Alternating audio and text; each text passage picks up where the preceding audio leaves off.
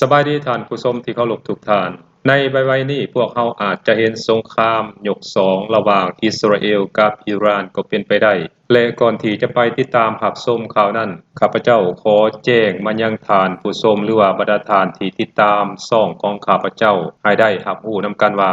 ช่องสบายดีนิวนี้ถือว่าเป็นช่องที่สร้างขึ้นมาเพื่อทดแทนช่องลาวทอล์กและก็ช่องลาวทอล์ก2นั่นเองท่านผู้ชมซึ่งช่องลาวทอล์กและช่องลาวทอล์ก2นั้นถูกทาง YouTube แบนไปเป็นที่เรียบร้อยแล้วเพราะฉะนั้นมาในระยะหนึ่งข้าพเจ้าจึงบ่ได้โพสต์ข้อมูลข่าวสารต่างๆให้บรรดาท่านผู้ชมได้รับชมรับฟังนำกัน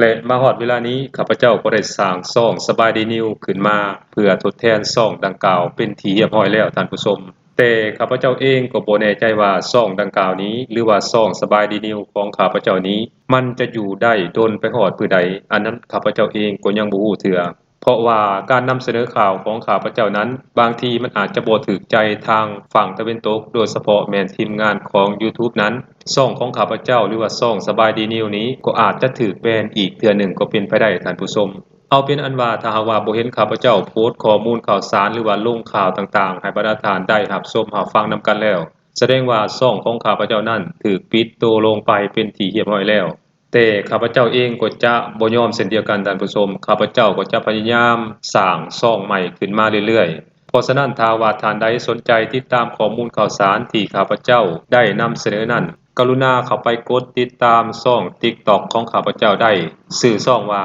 สัจจะคือความจริงซึ่งข้าพเจ้าจะพยายามลงข้อมูลข่าวสารในช่อง TikTok เพิ่มเติมช่อง TikTok นั้นข้าพเจ้าบ่ได้ลงข้อมูลหรือว่าบ่ได้ลงข่าวสารเต็มข้าพเจ้าจะลงเพียง 1-2 นาทีเท่านั้นเพราะฉะนั้นถ้าว่าท่านใดสนใจติดตามข้อมูลข่าวสารฉบับเต็มจากข้าพเจ้านั้นกรุณาเข้าไปกดติดตามกด Subscribe ที่ช่อง YouTube ของข้าพเจ้าได้แก่ช่องสบายดีนิวนั่นเองท่านผู้ชมเอาล่ะท่านผู้ชมเพื่อบ่ให้เป็นการเสียเวลาพวกเรามาติดตามรับชมรับฟังข้อมูลข่าวสารไปพร้อมๆกันเลยปัจจุบันนี้สงครามระหว่างอิสราเอลอเมริกาและอิหร่านกำลังจะเกิดขึ้นในรอบที่2หลังจากที่สงครามระหว่างอิสราเอลกับอิหร่านครั้งที่1นั้นได้ดำเนินไปเป็นเวลา12วันทั้งคู่ต่างก็เกิดความเสียหายแบบประเมินค่าบ่ได้โดยเฉพาะแม่นอิสราเอลเหตุให้เมืองต่างๆของอิสราเอลในเวลานั้นรวมทั้งเมืองหลวงเทลอาวิฟของอิสราเอลนำถูกอาวุธอิหร่านถล่มแบบยับเยินท่านผู้ชมสุดท้ายอิสราเอลก็ต้องไปสั่งให้อเมริกาขอสงบศึกกับอิหร่านในที่สุดและตอนนี้สงครามระหว่างอิสราเอลที่มีอเมริกาหนุนหลังก็กำลังจะได้ขึ้นสังเวียนฟาดปากกันกับอิหร่านรอบ2แล้วท่านผู้ชม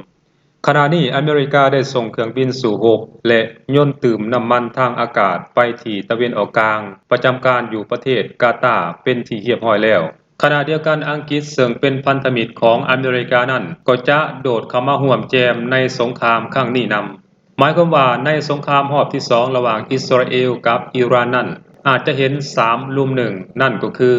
อิสราเอลบวกอเมริกาบวกอังกฤษลุมกัดอิหร่านประเภทเดียวนั่นเองท่านผู้ชม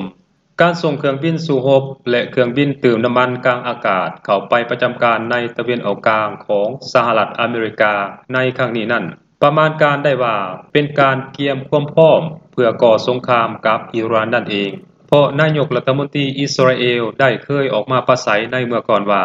อิสราเอลอาจเปิดสงครามรอบ2กับอิหร่านในเดือนสิงหาถ่ายปี2025นี้ก็เป็นไปได้โดยเนทันยาฮูนายกรัฐมนตรีของอิสราเอลได้ให้เหตุผลว่า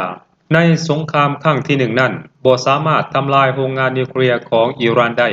ฉะนั้นต้องมีนัดล่างตาก็คือนัดที่2นั่นเองทั้งนี้จุดประสงค์ก็เพื่อทำลายโรงงานอาวุธนิวเคลียร์ของอิหร่านนั่นเองแต่ในความเป็นจริงแล้วมันบ่ได้เกี่ยวกับนิวเคลียร์ของอิหร่านแต่ประการใดความจริงแล้วอิหร่านนั้นกลายเป็นก้างตอนใหญ่ขวางคอในการขยายอาณาเขตหรือว่าขยายดินแดนของอิสราเอลในตะเวนออกกลางนั่นเองเพราะฉะนั้นทั้งอิสราเอลและพันธมิตรของอิสราเอลจึงต้องการทำลายอิหร่านนั่นเองท่านผู้ชมแต่สงครามรอบที่2นี้ข้าพเจ้าคิดว่าอิสราเอลคงเจ็บตัวหนักกว่ารอบที่1อย่างแน่นอนเพราะในระยะผ่านมานั้นอิหร่านเองก็ได้เสริมความแข็งแกร่งทางด้านอากาศเพิ่มขึ้นนั่นก็คือได้รับเครื่องบินสู่รบและระบบป้องกันภัยทางอากาศจากประเทศจีนและรัสเซียไปแล้วท่านผู้ชม อย่าลืมจับตาเบิ่งอย่างใกล้ชิดรับรองงานนี้มันอย่างแน่นอนท่านผู้ชมสบายดี